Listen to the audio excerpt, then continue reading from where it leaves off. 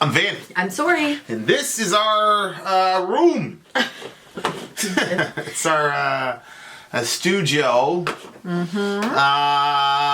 Okay, so this is Avenged Sevenfold. Haven't done them in a while. Oh, the reason that our studio looks a little bit different because we're Quarantine Chronicles. we're filming the Grammy-nominated Quarantine We Chronicles. already released the first episode, so if you want to see it, just type in Quarantine Chronicles. Yep. On our YouTube. The trailer is coming for episode 2. Episode 2 is coming. If you're at the $5 tier and above on Patreon, you will be getting it for sure. If you're not at the $5 tier on Patreon, never you fail, because option. $5 at PayPal, and you will get all the episodes. Vin and Sori merch at gmail.com. All Links the are in the episodes description. In the season. This is Avenged Sevenfold. Avenged Sevenfold is one of the pillar bands that really started this channel. Yep.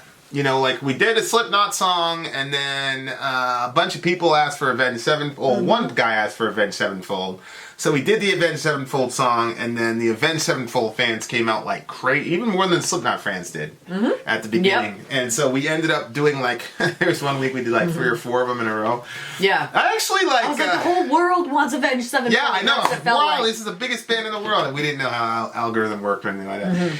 I have very, very warm feelings about that time period when we were just starting. Yeah.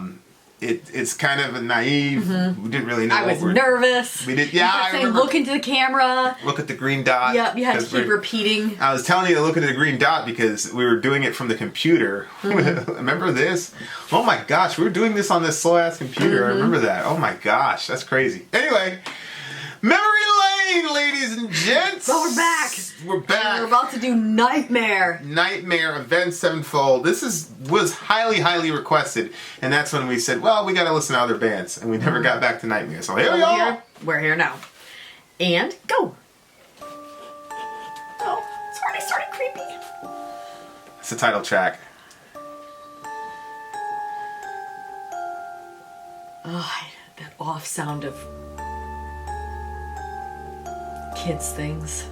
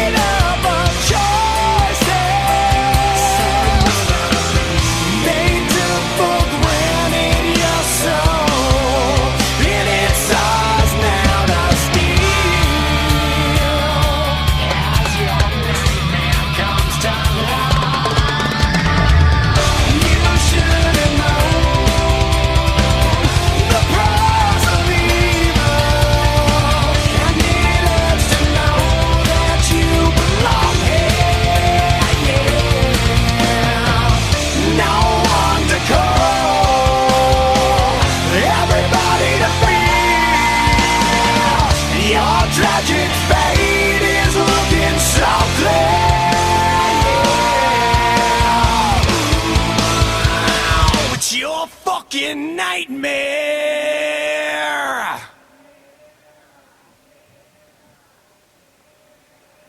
Whoa.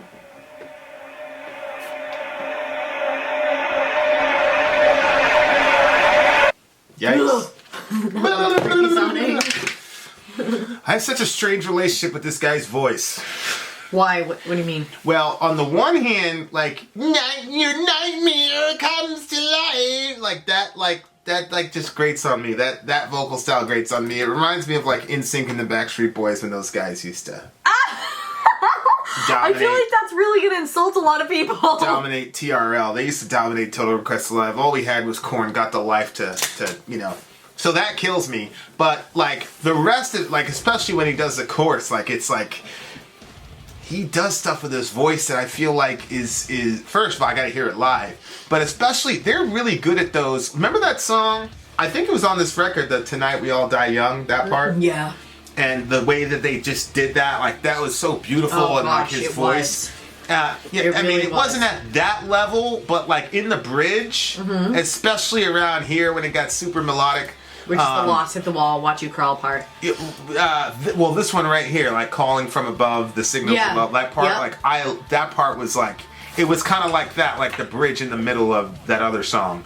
So I'm like, yes, I love that. I love this guy's voice. And then that other stuff, I was like, oh my God, he's killing me. So like, it's like, I think it's right here.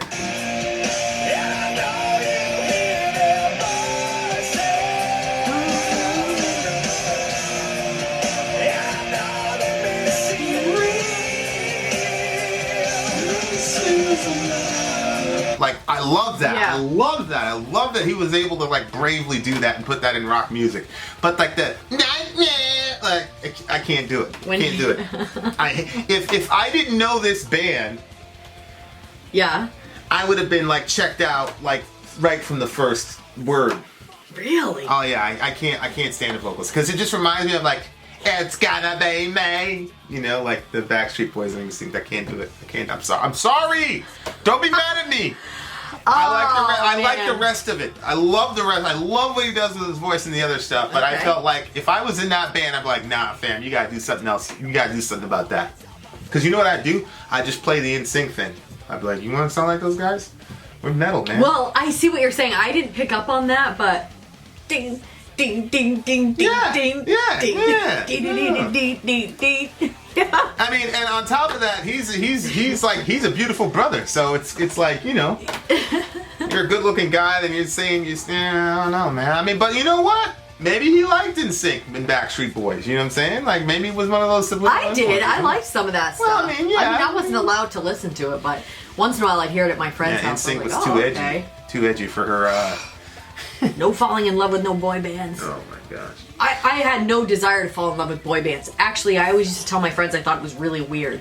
She had all the posters up of Jonathan Taylor Thomas. Who? One of my friends did. Who's that? Jonathan Taylor He's Thomas. in a boy band? No, I don't know what he was. Maybe he was, or maybe he was like a little actor. I can't believe you don't know who he is. Why would I know who he is? Well, is he like in the ghetto? No, but I just thought he was a big thing, but maybe he wasn't. Do you think that I in the Bronx, New York would have known who Jonathan Taylor Thomas was? You always know Jonathan Taylor Thomas. I guess he was in movies. Go to images. He was in one? This kid. Does he look familiar to you? No. Really? But when I look at this picture, I could see why girls would be all over this. I don't. This one though doesn't. Just go to image. I mean, who cares? He was right here like this. He was young. Yeah. I mean, I understand. They all had these pictures of him up in their room. I always thought it was weird. I was like, why do you have that? Why are you? It made no sense to me because I'm like, you literally have no chance with him. So why would you? You had a chance with him. Salivate over this boy that you're never gonna get. You had a chance with him. You had a chance with everybody. Yeah. Drag. Okay, so that's what I had to say about him vocally. Love it and I hate it simultaneously. But I mostly love it. But the way he said Nightmare was hard. I'm not gonna lie. Oh my gosh, this is what he looks like now. I mean, I don't know if you're that's, right. I don't know if that's what he looks like now. I mean, good lord. But. I mean, he took a hard fall. Is he in? No, I mean, there's a difference between makeup and, you know, you catch him in the street. Look at him. No, you're right. I did have a chance with him. You're ridiculous. That's so hilarious. You're absolutely hilarious. I'm sure if he went and did one of those makeovers or whatever, you'd be fine. Oh, that's so funny. Yeah. Anyway, back to Avenged Sevenfold. Is this He's in Hell, huh? Like you went. That's you what ended I up thought. in Hell. Drag you down below, down yes, to the devil's show. Yes, but then at the same time, I wasn't sure if it was like literally hell, or if it was the hell you put yourself through when you hold on to hate. I think he's literally talking about hell because the name of the record is Nightmare. So there's all these, you know. Mm-hmm. So. To be his guest forever. Yeah. Yeah, this is kind of the idea that flesh is burning, you can smell it, subhanAllah. Yeah. This is one of those things where it's staying in line while they ink numbers in your head, you know, like prisoner number or whatever. I just think, like, that's people's conception of hell, that it's a devil's domain and the devil rules there and he gets to, you know, whatever. Me and my friend... he's thrown in there just like that. Me and my friend used to, like, you know, we used to, like, make fun of Christianity because we were like, wouldn't hell be the devil's heaven? Because if he's an evil creature and then he tortures people for all eternity, then you're basically rewarding him with souls and all the rest. No, I think that what it was... my theology wasn't developed at that point, so... I think there was, you know, the whole duality thing? So there's Jesus... and his strength, and then there's the devil and his strength, and they both have their domain. There's heaven and there's hell. Those contrast each other. Yeah. And so Jesus rules in heaven, the devil rules in hell. Yeah. Like, you just kind of get that. I knew better than that scripturally, but I kind of, you know, had a little bit of that idea. Because I thought if I ended up in hell, that the devil would be the one tormenting me. Yeah. That's why when I like really decided I was going to look at the book of Revelation and you see Jesus and he says, I have the keys of death and Hades. Mm-hmm. I was like, huh? I was like, doesn't the devil have the keys of death and Hades? Like, yeah. No, I rule hell too. You know, and that's why the guys in the, you know, the medieval period used to portray Jesus with a tripartite crown because he was the ruler of heaven, mm-hmm. Earth, and hell. Mm-hmm. But of course, I didn't know that. I got all my theology from, you know, Dante's Inferno and what do you call it? You know, medieval painting. Of course, even in Dante's Inferno, the devil is not ruling in hell. He's getting he's getting tore up right alongside Judas. Oh, really? In the ninth circle. Yeah, I'm pretty certain. So, but at the same time, like, okay, let's go with that situation. Southside Hell? What's that? I think there was a thing. Oh, not shopping. I meant to do images. There was these cartoons that I thought it was called Southside. The Far Side? Oh, the Far Side. Yeah. And they used to have ones on Hell, and it was like, I don't know why they used to make me laugh so hard, but yes, please. Yeah, but they always used to make me but they're totally unrealistic. 999 over there. Yeah, because the guy screwed up. Well, I must have been holding the dang work order like this. The devil's standing there all angry at him. But there was one of them where they were like taking. Oh, that's Hell, and his address is 999 instead of 6. Oh gosh. Oh god. But there was one where they aerobics in Hell. This one. Oh man, the coffee's cold. They thought of everything. So there's all those flames that there's yeah. There was just different things like this, but these things made me have like a different understanding of what other people thought of hell, like where it's, you know, here's the devil, he's got his whip, they're all like, these demons are like whipping people, and the people are taking a coffee break, but the coffee's cold. Yeah. The Far Side. Yeah, the Bible doesn't say any of this stuff, but here's, you know, the devil's gates of hell. Okay, sir, would you like the Inferno or non-Inferno? Ha! Just kidding. It's all Inferno, of course. I just get a kick out of saying that. The gates of hell. They're all standing at the gates of hell with their bags and stuff. But like, you know, this is kind of like, okay, so this is how people kind of have an idea of that. You know, the devil is ruling and people are just there. Yeah, they're kindling. They're kindling for the devil's. Yeah. The hell is the devil's playground where he gets to torment people for all eternity. Yeah. And you're right. He would just be in heaven in that sort of situation. Right. So at the time, we thought we were so smart. We'd be on the train laughing. Ha ha ha! Stupid Christians. Ha! Of course, it's not what the Bible teaches. But what did we know? We're a bunch of ignorant kids in high school. You know, I used to think about that a lot, though. I'm not gonna lie. I used to think to myself, especially like when people died, like when people started dying around me. Yeah. And because I was raised in, you know, the typical, you know, we didn't really have, nobody really sat me down and kind of developed the theology of the afterlife. So it was kind of like, you know, just.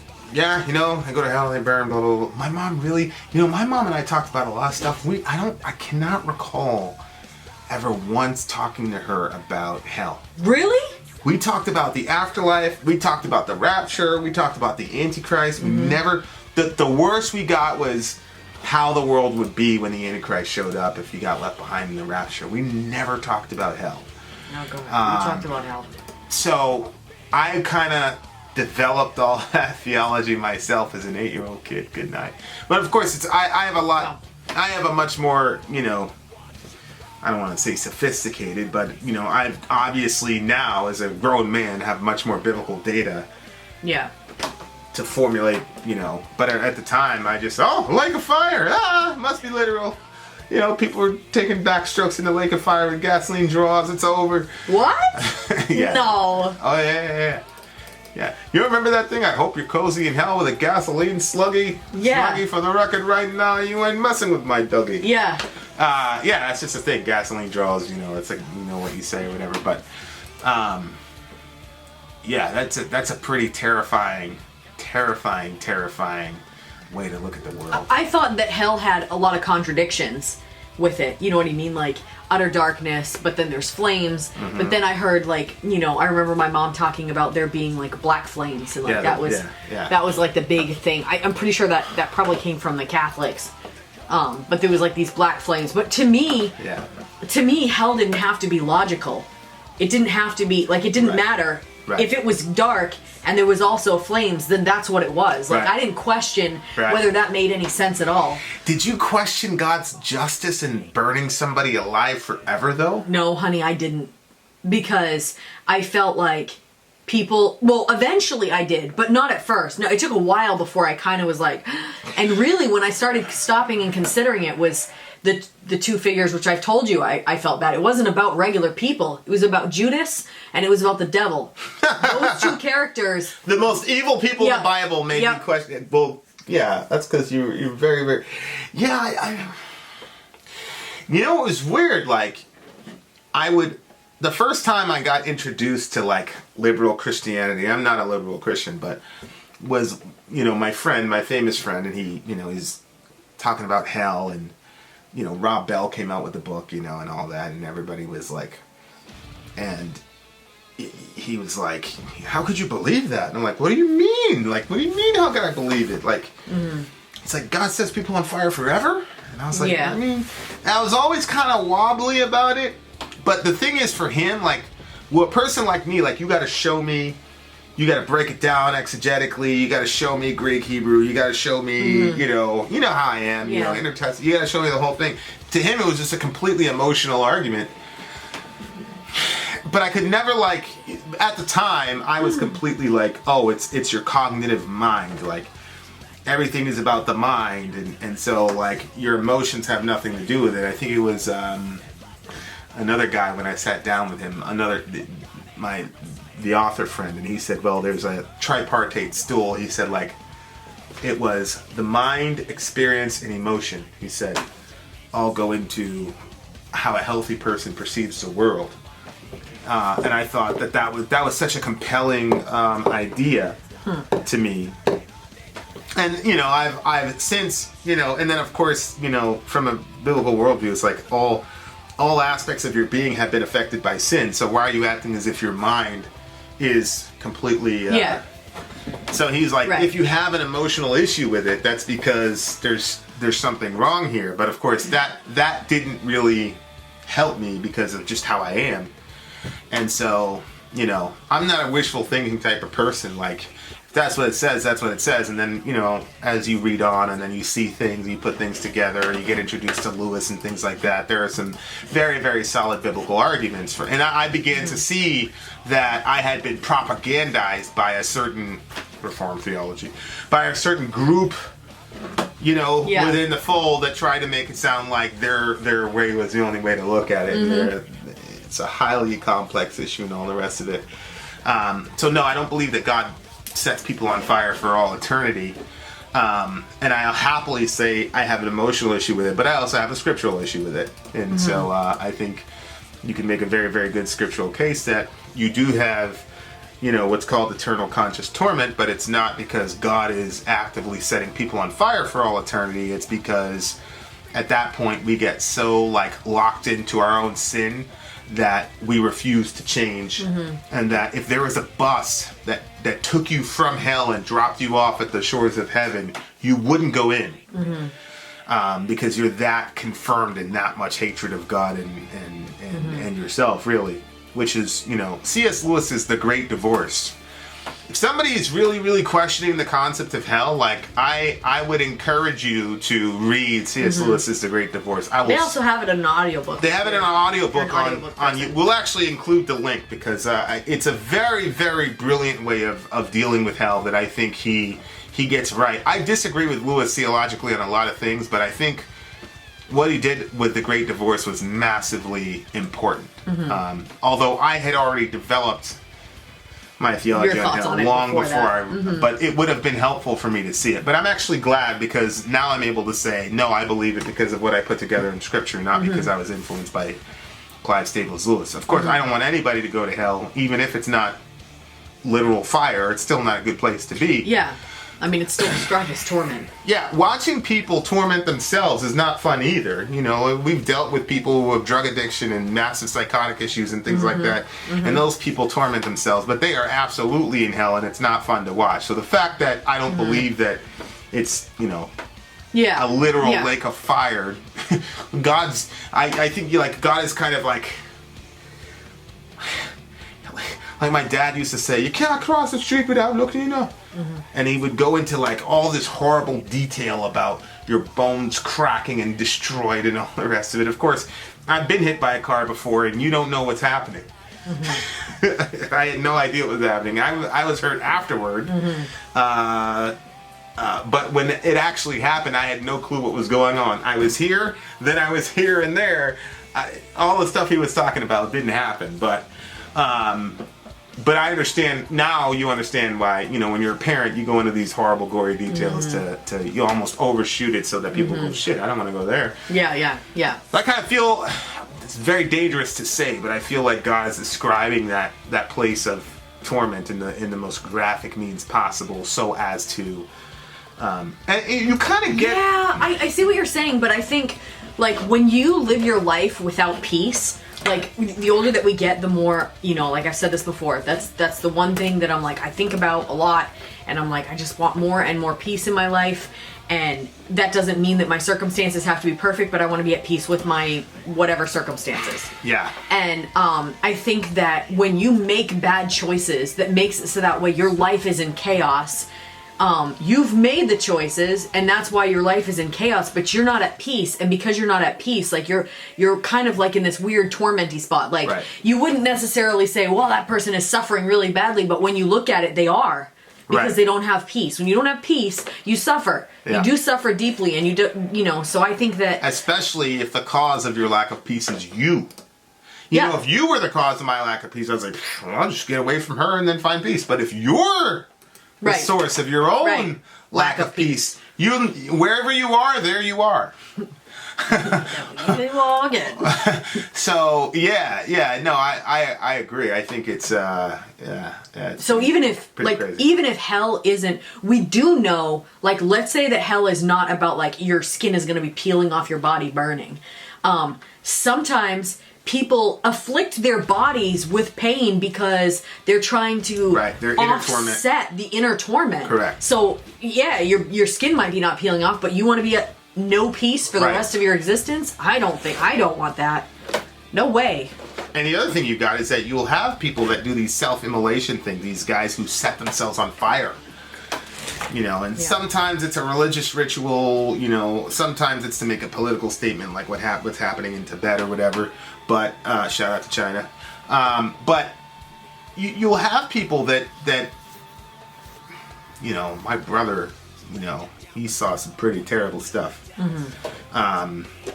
Of like really horrific ways of people, you know, taking their own lives. That it's almost inconceivable to understand why they would do that. So you're right. I think that's a very salient point, that, you know, there are some people that are in so much inner emotional torment that they will torment themselves physically, and it still won't satisfy what's happening internally. So yeah, I'm by no means saying that hell is a playground. I don't think it is. I think it's you know, yeah. So, but at the same time, it's like, okay, so I go back here and I'm like, oof. I used to think as a kid, like, damn, like that first moment, because I always think to myself, like, you know, when you die, like the first couple moments, you don't realize what's happening, you don't realize what's going on, and then you this sort of dawn of realization hits you.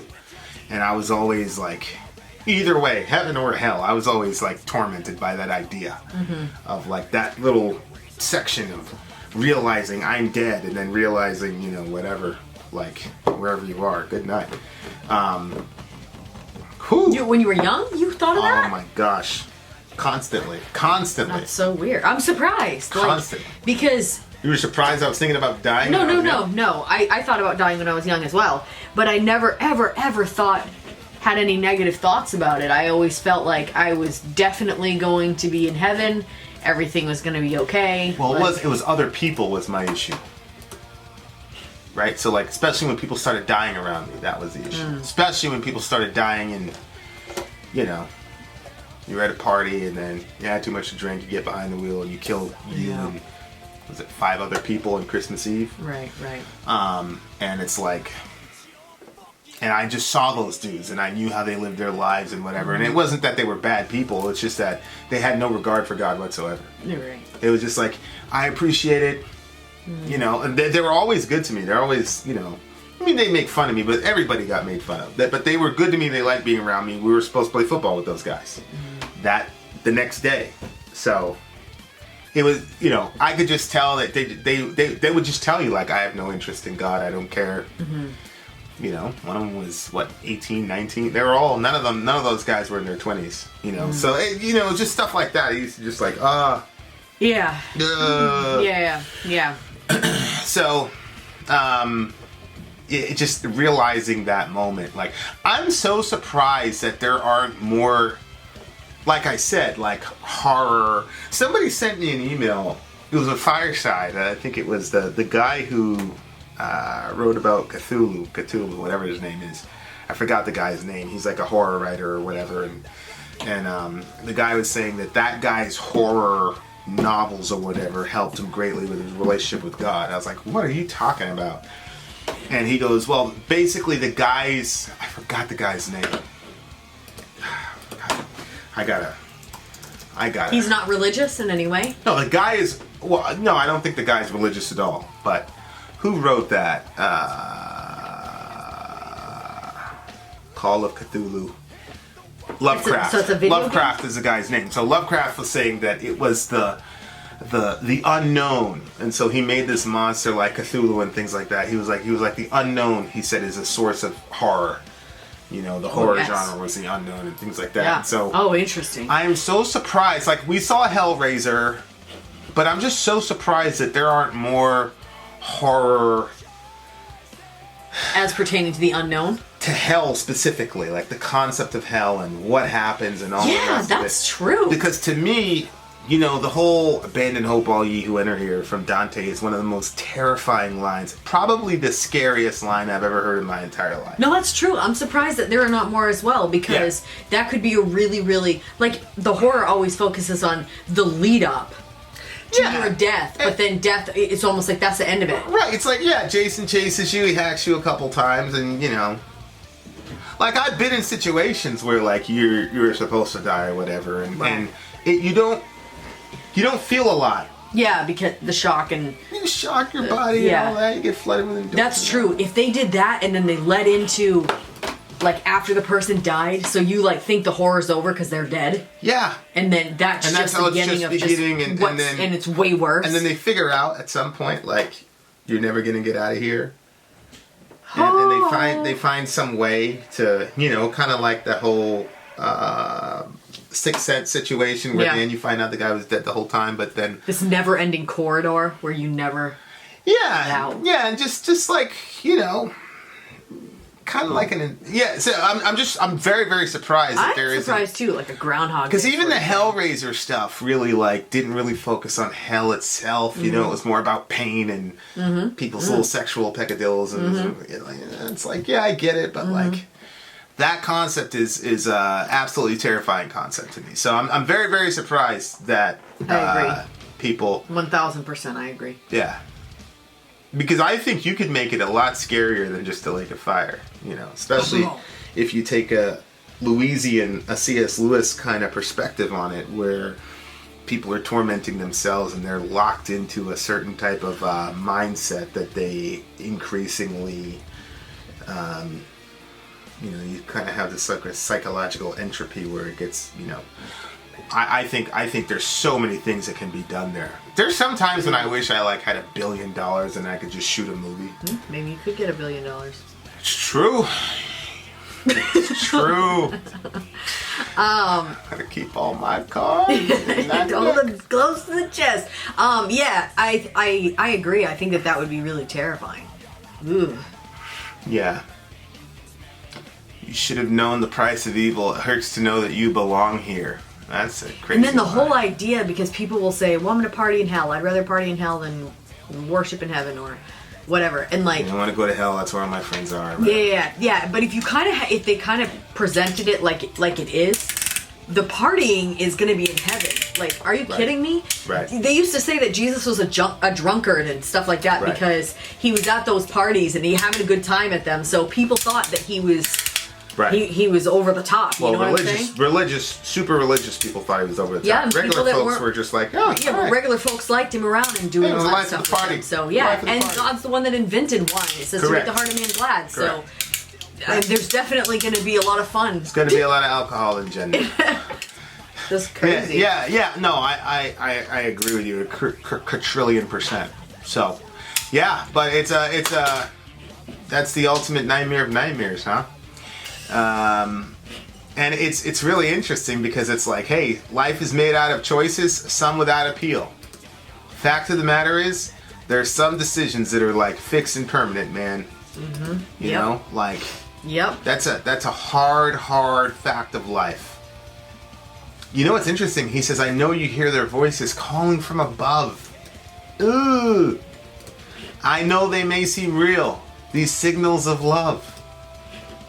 But our life is made, so it's basically like these people are calling to you from heaven or whatever, but they're what do you call it? They're not real. You're not even really hearing it. It's not real. You mean, whether or not it was real, it wouldn't matter. Because, I mean, you know, you're out. I mean, that's a terrifying thought too, because if you were in this horrible situation, but you felt like you were getting contacted by people that you loved, you might have a bit of hope. Correct. But to hear that that's not, you know, like in those movies when they'll be like, oh, Father, and the voice is all great, and then you like see the person, then you realize they're just a wisp and they're not even there. Yeah. That's some crazy Anyway, stuff. I don't want to go to hell, so. Yeah, I mean, that issue's settled for us. I mean, I get that, but, I mean, yikes. Good times. What do you give the song? 8.9. I give it a 9.2. That bridge really bumped it up for me a little bit. 9.2. There you are, dear listener. Vin out. Sori out. Down. Don't go to hell. Join us. We have cookies and corn. Tell the truth. Not eating corn. We have corn because of Brian. Yep, Brian. Head. Welch.